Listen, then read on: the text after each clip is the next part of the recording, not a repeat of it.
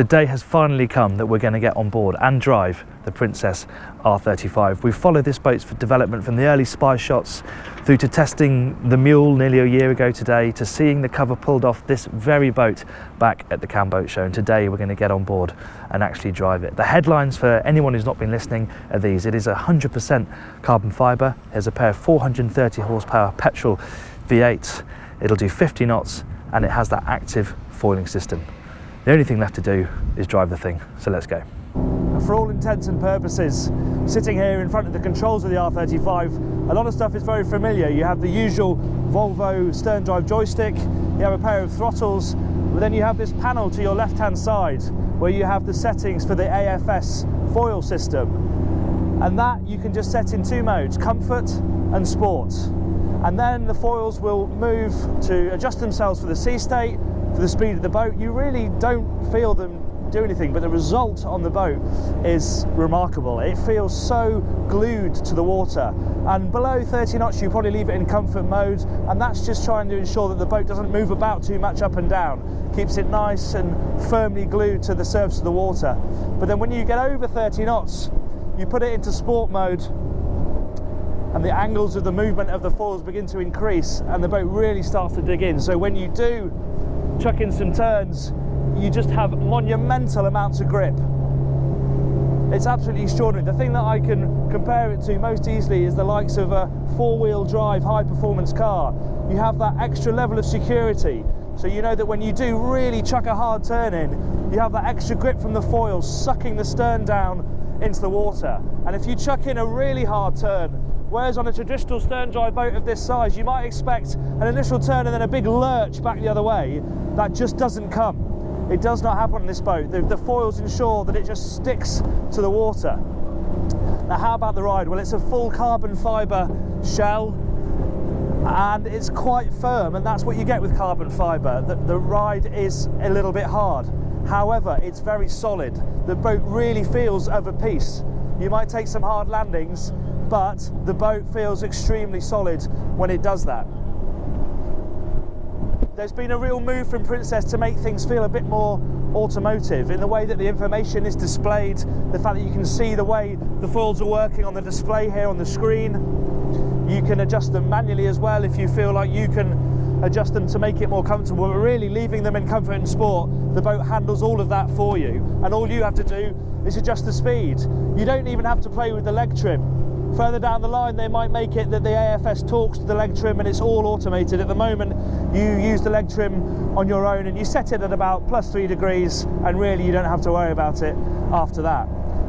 Fantastic helm position. One of the things that we noticed when we drove the mule was how exposed it was, and when you're doing serious speeds of up to 45 knots you need more protection. This boat has absolutely fantastic protection. You feel really hunkered down, really well protected.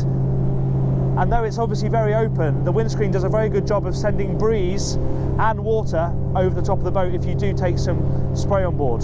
The helm is fully adjustable, forwards and backwards. You have a switch on the dash here so that you can move the entire seat forward and back. The steering wheel adjusts. It's an absolutely superb driving position, and you can also stand up and bolster if you want to as well. Now really this is a boat that responds best to cruising at higher speeds. It's 30 knots, even in a chop, where it really gets into its stride. Those foils giving the stern a bit of lift and pushing the bow down into the water to make the ride as flat and smooth as possible. Top speed we've got around 45 knots. It's quite choppy today, it's not particularly calm, but you can get up to 40 knots absolutely no problem, and the noise from those twin V8 Volvo Penta 430 horsepower engines is superb. And it's the immediacy you get with petrols as well. There's no waiting for turbo lag. As soon as you bury the throttles, whoom, the boat's gone. And it's a wonderful sonorous sound as well. The driving experience is entirely intoxicating. There's really, haven't driven anything like it.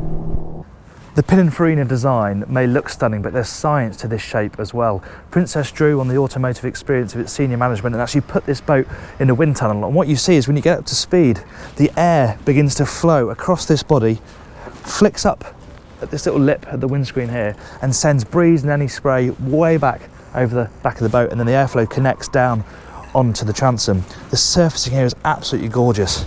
Really looks amazing close up. Beautiful carbon fibre painted finish. And then again, this curved stern here looks stunning, but there's science here too.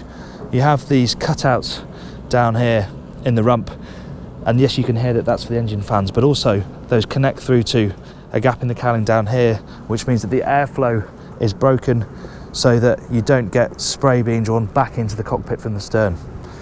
And then that transom, well, one of the prettiest on the market. We had a pretty detailed deck and interior video done at Southampton, but we'll go over it again quickly just so you can see what's on this specific boat. As you can see, table in place here. This is your heart of the boat, the cockpit, storage underneath all of these seats. You have a bit more storage underneath the deck here. This table stows away up against this section here, so you can clear it out the way if you want to. And then you have this central walkway which leads out to the back of the boat and down to the bathing platform. This entire hatch aft lifts up, and that's how you get access to the foil system, so you can check and monitor that. Getting to the engines is a little bit more tricky. You have to either climb down through this hatch, or you can get access sort of crawling down this space here. They're sort of around here somewhere, so a little bit hard to get to, but service items can be done from the deck lockers just under me here. And then you have this triple helm seat down behind this nice hunkered windscreen. These are super comfortable, nice and supportive. Only bolster on the driver's side, but to be honest, you want to be tucked down behind the windscreen anyway, so that you've got the protection of it. So at the helm here, you have a Princess R35 app within the Garmin software.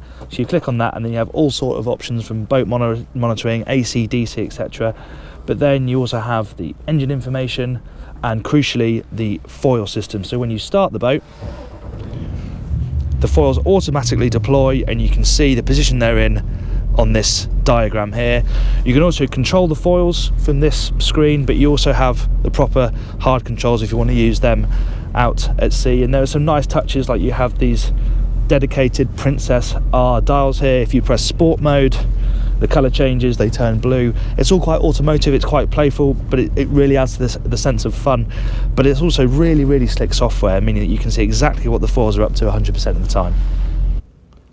Clearly the accommodation is not what the R35 is about, but the dinette converts into a berth, so you can have the odd night on board, and it's still finished to the sort of standard you expect of a Princess. So there's nice materials, there's soft underlighting, there's nice strips of glazing, a separate bathroom, and there's a really nice touch in that you have a forward-facing camera which displays on a wide screen down here, so you still have a view out forward.